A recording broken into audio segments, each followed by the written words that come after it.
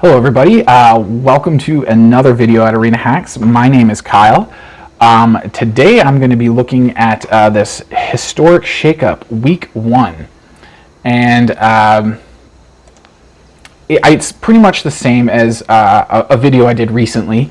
It's basically the same thing. They do have a unique set of banned cards in it. I don't know what they all are. I know one of them is Embercleave because I was seeing that when I was looking at them in my deck. So don't worry about your opponent playing an Embercleave in this event because they can't bring that card with them in this event. So really cool stuff there.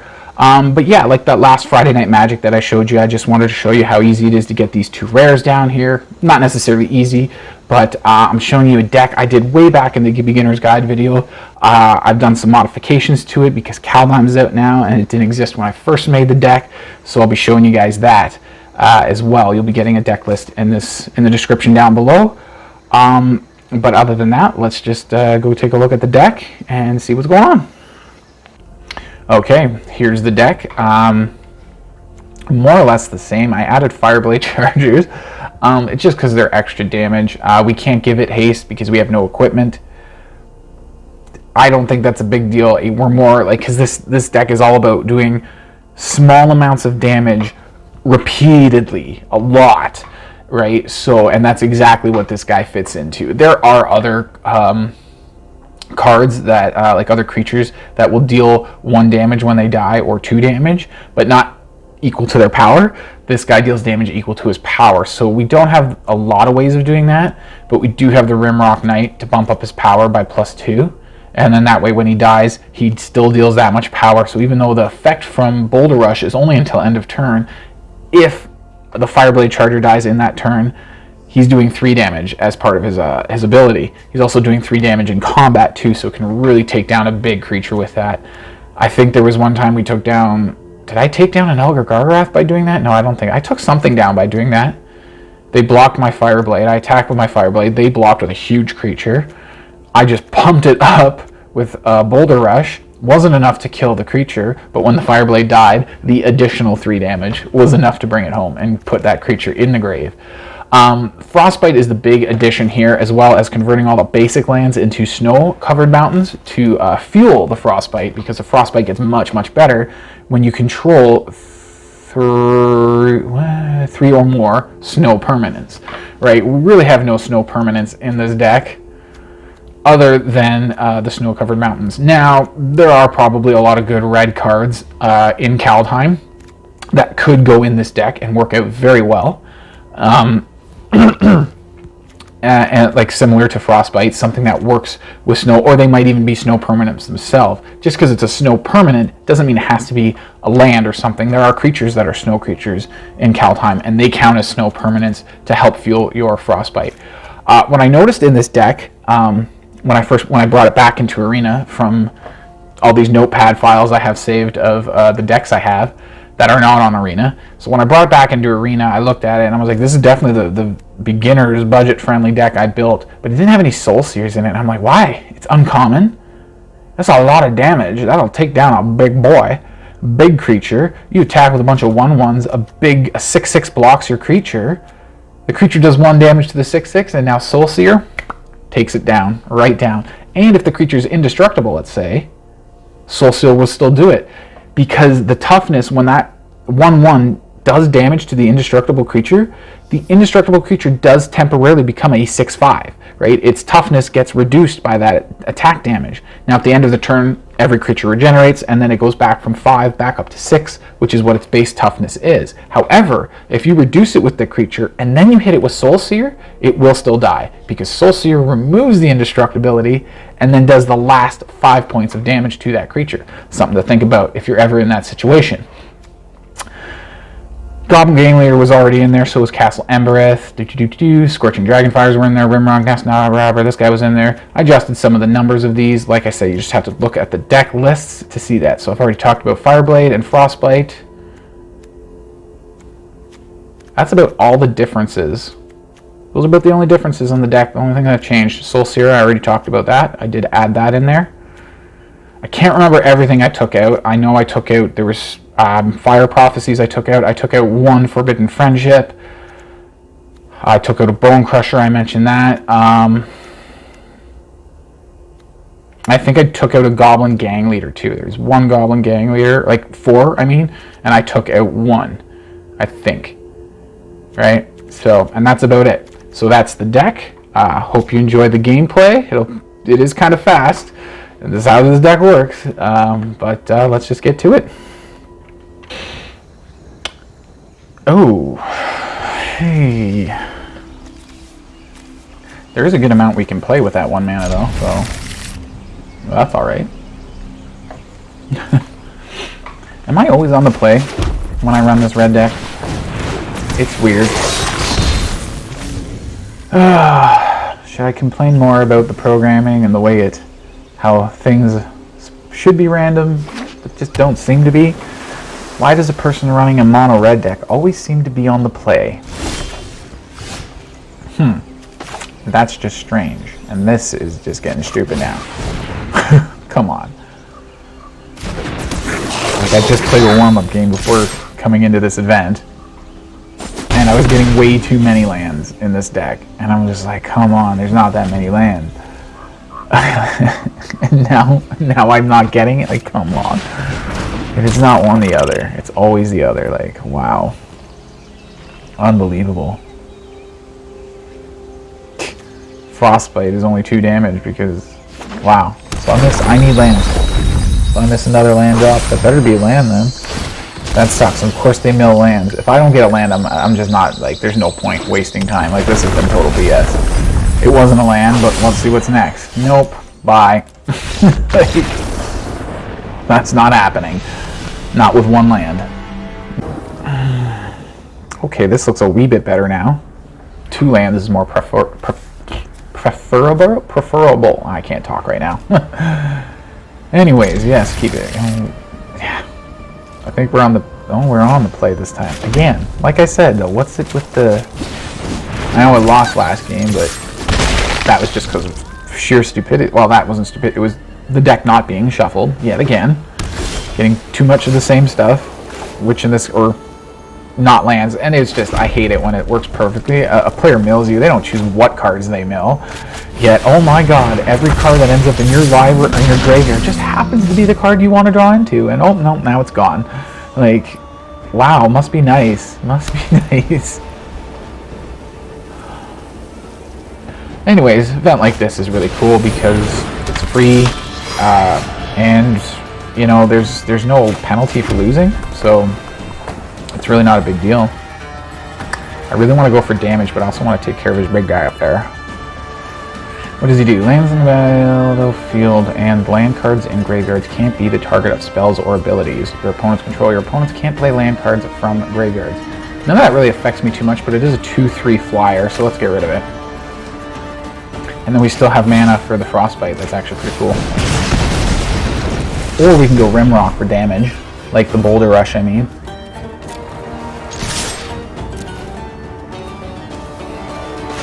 You know what, let's do it. Do it on the Gingerbrute. Get a good amount of damage in there. All my hasty creatures, which is almost all the creatures. There's like 4 Fireblade Chargers that don't have haste. I have no equipment, so they can't ever have haste. That guy's got to go. We do have a Frostbite, which will do 3 damage. Oh, I wish I had 1 more land, though, to play the Bombardment and keep taking care of his creatures. Let's go this way. Back in. Full attack. And we'll Frostbite his Cranko. Their Cranko. And what now? Right. Gingerbrute. That's right. I was like, why? What are they waiting for me to do? Gingerbrute. Okay, they're at 7 health. This is 4 damage, plus an extra 3 directly to face with this. So, activated ability to creatures your opponents control can't be activated, so I can't make my Gingerbrute unblockable.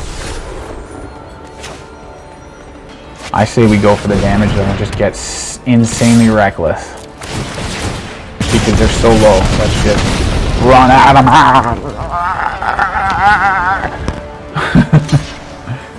Just run at this guy, fists flying. We've got another creature with haste coming up.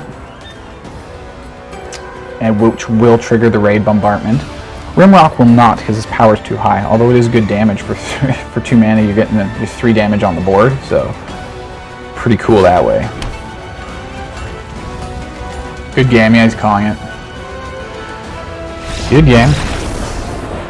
Did I increase the removal in this deck? I feel like I just draw so much of it lately. Okay, I got these 2 here. Okay, alright. Yeah, okay.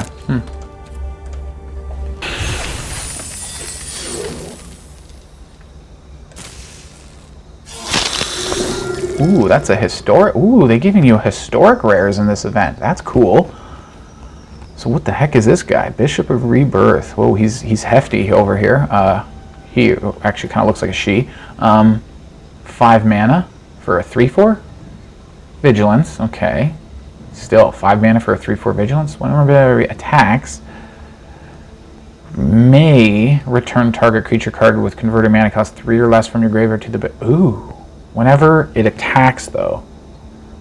That's still interesting, though. With 4 toughness and vigilance, it's not a bad attacker. It's too heavy on mana, though. It doesn't really... Well, I just started thinking, of course, Sword of the Realms. Put it on this... Yeah, I'm a little obsessed right now. Okie dokie. Here we go again. Another couple burn spells here. Raid Bombardment, which is always good. I really do need to see more creatures. Lord Rick. Yeah, something like that. And again, is this program designed to recognize when you're running? Like, I have never been on the play. I always complain, like everybody else. I complain about being on the draw all the time and never on the play. And what in this video now? I'm on the play like all the time. And how often do I run mono red? Like, this is weird. Why am I always on the play now all of a sudden just from running a mono red? Is that how it works? Like this? It's just,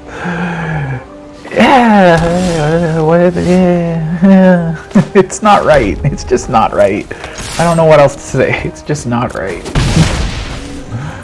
Even though it's working to my benefit right now, anyways. Usually it works against me.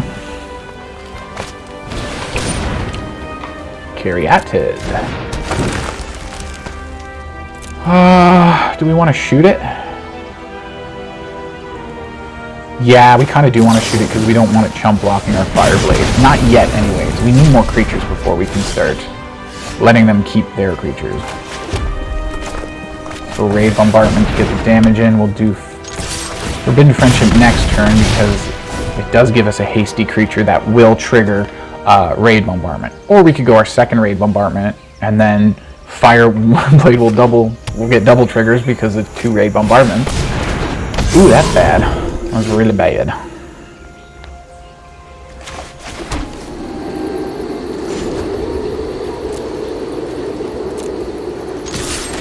Attack. And what we can do is if he blocks, we can pump it up with Castle Embereth. Boing. 2 damage. He dies. Another 2 damage to the Yorvo. Yorvo dies.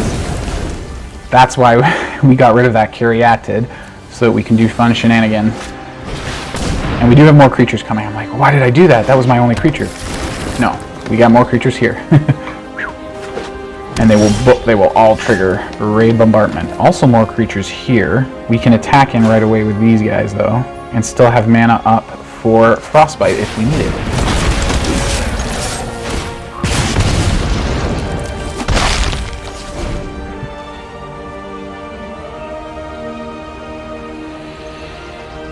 So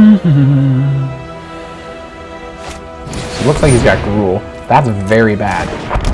Oh my, that's bad. Okay. I think we go this guy this turn. So we have a whole bunch of blockers. So if they decide to attack with Gargarath, we can block with a bunch of guys and then use Frostbite to finish the job. We can't attack now or else he's going to get benefit from... He's going to get a trigger on Gargarath. That Gargarath might lose... Yeah, that might be it for us. It's a problem with little burn decks like this. Your opponent plays one good big creature and you're like, now what? What we need now is more creatures, get our second Raid Bombardment out, and then just keep swinging with all our little creatures, triggering the Raid Bombardments to get damage around the Gargorath. What is this? Untapped target permanent. It's only untapped. What else does it do? Whenever a creature with powerful or greater enters the battlefield and you can draw a card. That's not good. I was going to say, what do you want to bet? They're going to play lots of creatures that are big and powerful. Attack in, so 6 damage. This is 3 here. And we can go 1, 2, 3, 1/1s. Right? Bang, bang, bang, bang.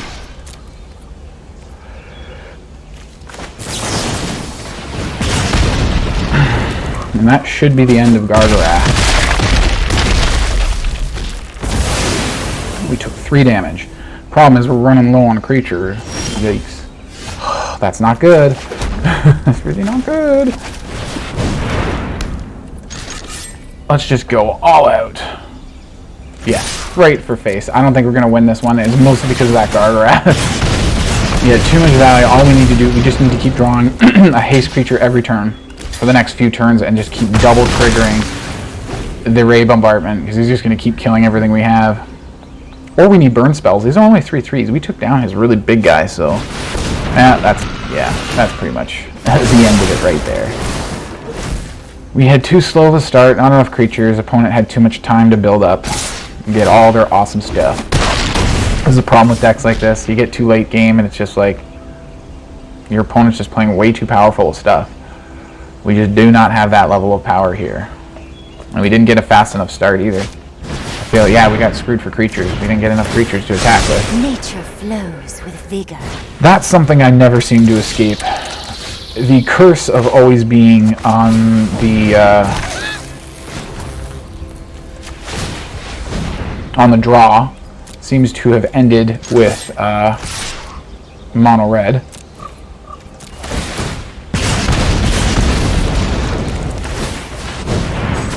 But this is probably game now. He's going to attack all out. Yeah, that's like, what, 6 damage here. That's 11 right just there.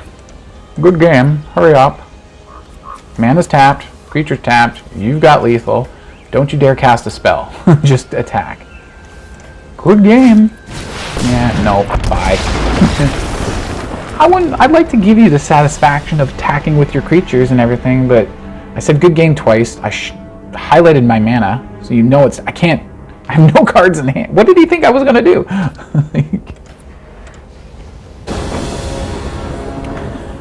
The more I'm thinking about it just now, the more I'm realizing that these kind of mono red decks are really good for events like this.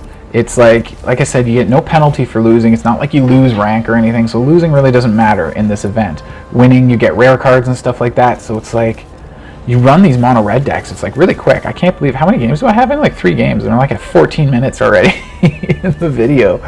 So hey, look, we're on the draw this time, which sucks, but for this kind of deck. But I mean, we've been on the play like 100% of the time so far until now. And opponent's got a first turn play. That's jerky. You want to trade with a Gingerbrute? I'll offer a trade. Trade your creatures. Of course not. He wants to build this guy up first. Oh, a historic card. I forgot. I remember people playing this guy a lot in Standard.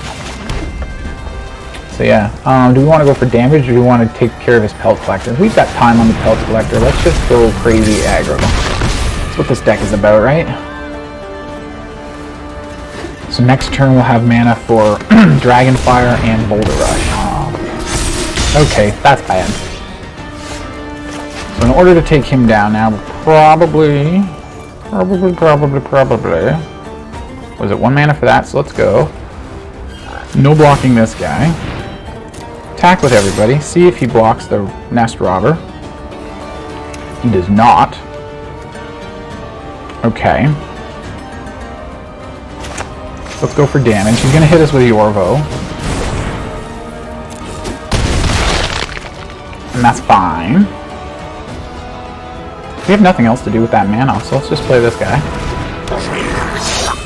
If he can't build up his Pelt Collector, we can block and kill it with the Fireblade Charger, using its ability as it dies.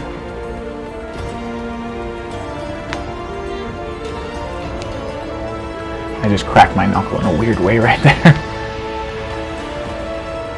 Okay, what's up? Vegeta 30.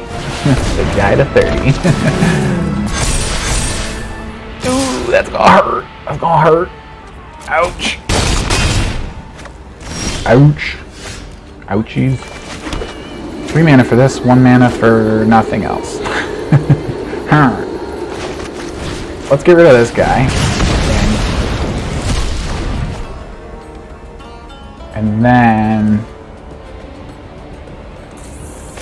this guy, we can attack next turn with it. Yeah, let's do it.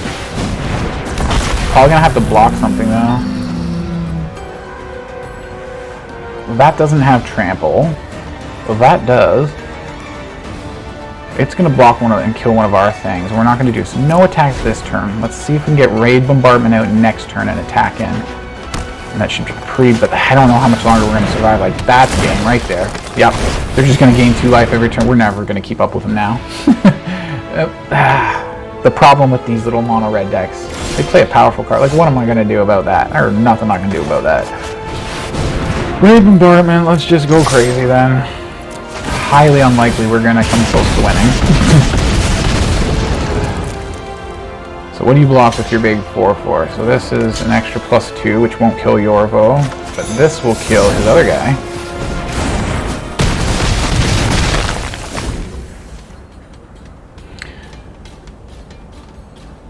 We don't necessarily need a blocker, I guess. He's back up to 9 now. He's gaining life. Oh, that's more life gain when he plays enchantments and stuff. Dang it. Thought we may have been able to come back from it. But like I said, that great hand is gaining life, drawing cards. Now he's got this guy. He's probably got an enchantment. He's going to gain more life. Or no life gain, sorry. +1/+1. And good game. He's probably, what, does he have it here? He's got some kind of pump spell, I bet. Hurry up. There it is. Just perfect, too. Wow. What did we need there? No, we had everything pretty good. I think we needed more burn spells. Yeah, maybe we only saw one. Every game we've won, we've seen multiple burn. Like, it's so annoying to get a handful of only burn spells, but it's like I seem to always win those games. Only one burn. Oh no, 2 of them. Soul Sear. Not enough mana for the Soul Sear, but I think it's keepable. We can pick off something. Although it is kind of, yeah, now that I realize it, with no 1-drop though, it's not good for a burn deck. Although mulliganing is bad too. So there's our 3rd land, and it's a snow land, so by next turn, Frostbite will do 3 damage. 3 damage, 1 mana. That's a lightning bolt. There was a instant back in the day, long time ago, like before Moxes. I haven't seen Moxes in forever. They're an ancient card too. I didn't even know they were in Arena. Moxes, yeah, the Moxes are super old. Unless this is a reprint. That's funny, yeah. I've never seen a Mox, any of the Mox. There's a bunch of them. I've never seen one in Arena yet. This is the first one I've seen in Arena. Anyways, back to the game. What does he have here? Oh, that thing. We saw that thing before, didn't we? Yeah, we should still shoot it down, though. Do we have 3 damage? We do right here for 1 mana. Or do we want to do that? No, let's shoot down his guy. And then we'll play Forbidden Friendship. Attack with the Nest Robber and the Dinosaur. And then next turn we can drop Raid Bombardment. This guy will also attack, and that's a lot of damage. 3 damage, 6, 7 damage in total. Almost half their life, current life total. They do have lifelink on the Shadow Spear, so that might, if they get a creature and equip it and start gaining life. Life gain is our biggest enemy with red decks. Mono white, which means he doesn't have some kind of counter spell or anything. So yeah, let's stick with the plan. Hit for huge damage, 7 damage. pretty huge for these little weak guys.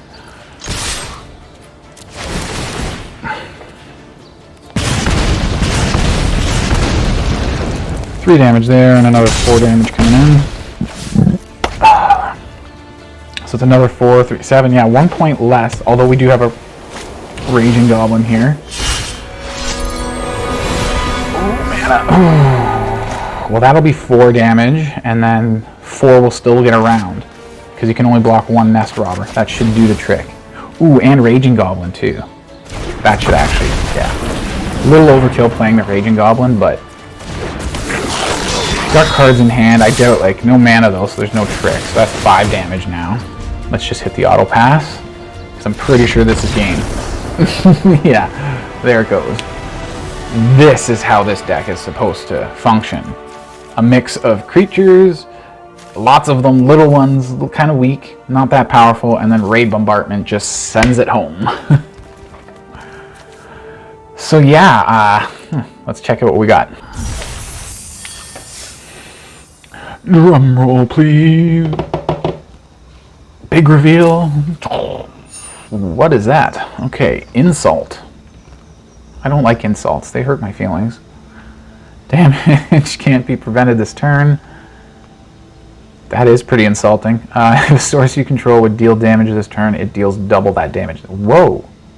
Source you control would deal damage this turn, deals double that damage instead. Any source for 3 mana, and it's a sorcery.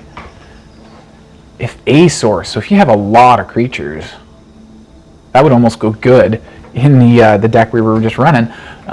Like all our creatures do double damage all of a sudden. And Raid Bombardment. Oh my god, that's a good way to close a game in the exact deck that we were just running, is that Insult. And then Injury here, which I haven't even read yet. Aftermath, which means you can cast this spell only from your graveyard and then exile it. Oh, I've seen these cards before where they're like, they've got the two, it's one card and it's kind of half, almost like an MDFC, or no. Yeah, Modal Double Face card, except instead of flipping the side, it's like you have a card and it's the front of it split into 2, and then you can cast one spell and then, or you can cast the other spell. So within a Monket, that's what this set is, a Monket, they did the same thing, except they included this Aftermath ability, which the box appears up here. And you can see that it says cast a spell only from your graveyard, then exile. So Injury, you can't cast at first. This card in your hand is Insult and nothing else. Once it's in your graveyard, it becomes Injury, right? And you can play it for 3 mana, and then it gets exiled after that. So it's no longer in your graveyard. You can't just keep playing Injury. Read Aftermath right there. It gets exiled after you play the Aftermath. Right, so it's like Injury, or Insult and Injury is like a double 2-part spell that you can cast 2 different things. Injury does 2 damage to target creature and 2 damage to that player, to target player or planeswalker. So that's pretty cool too.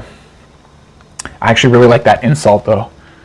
And for the deck we were just running, you have a bunch of creatures, they're little 1/1s, they have some big creatures you attack in, get a whole bunch of triggers on your Raid Bombardment. And before your opponent blocks, or even after they choose to block. No, wait. You'd have to do it before your Raid Bombardment triggers. You'd have to cast Insult, attack with all your creatures, then you get all these triggers on your Raid Bombardment, and it's doing 2 damage instead of 1 because it's getting doubled from Insult. So now it's pinging 2 damage each time. It's just like doubling the triggers on your Raid Bombardment.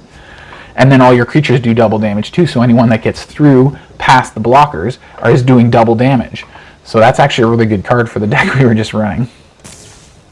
A little off on a tangent there, but I couldn't help it. Haven't seen that a card like that in Arena yet, so I've played around with Monket a bit, but not a lot, so I'm not too familiar with the set. And that was the event. And we can keep playing for fun after that.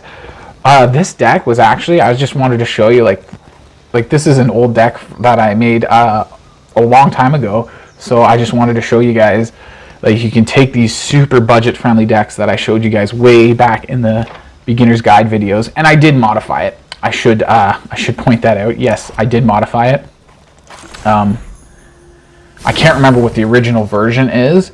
I'll put a link in the description, probably one up here, and just to that video that shows you the original version of this deck. But what was it? Kaldheim. Kaldheim wasn't released yet, wasn't out yet, so there was no Frostbites on Arena yet.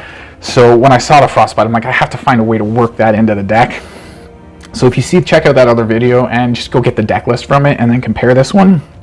You'll see exactly what I've changed. So, and I actually did remove a rare.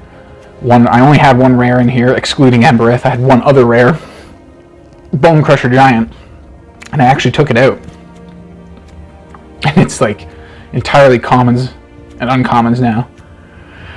Which is part of the reason why it's like there was a couple games there where it's like I have no chance of winning. It's just, it's a kind of deck where you can easily get in a situation that's just impossible, right? And that's why I was kind of laughing, just like, you know, no hard feeling. I'm not pissed or anything. It's just I know what this deck is like getting into it. So if you don't care about losing, how much you lose, this is a great deck to just hammer out a whole bunch of games and get a whole bunch of wins, because you see things are going bad, just concede, drop out. If you're not taking any penalties, or if you're not caring about rank or whatever for losing, just drop the game, go to the next, and everything like that. But I think that will wrap up the video for today.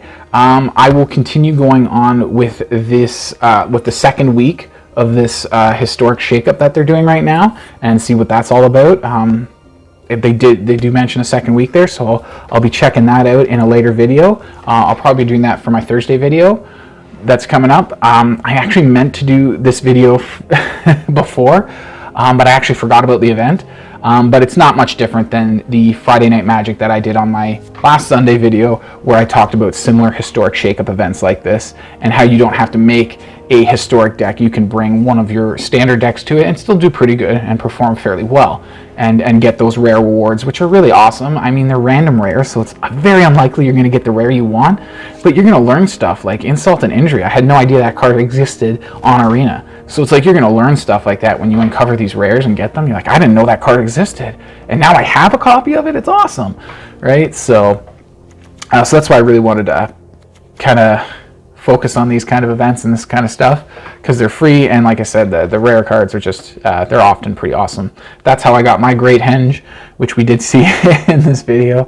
I actually got wrecked by it, but but yeah. So I think once again that'll wrap up the video. And if you liked it, hit the like, share with your friends, subscribe, please comment, let me know any ideas you guys have of a type of budget deck you might want to see me do, or something like that. The way I'm gonna go with this historic shakeup week 2, and then after that I was just planning on going back to some of my budget decks and just kind of adding more rares and trying to increase them up a notch. But if you guys want to see something else, please let me know in the comments down below. Subscribe if you haven't already, and if you're new, as always, go check out those beginner's guys videos. They are full of all kinds of great information. So have a great week, go make some magic happen. Cheers.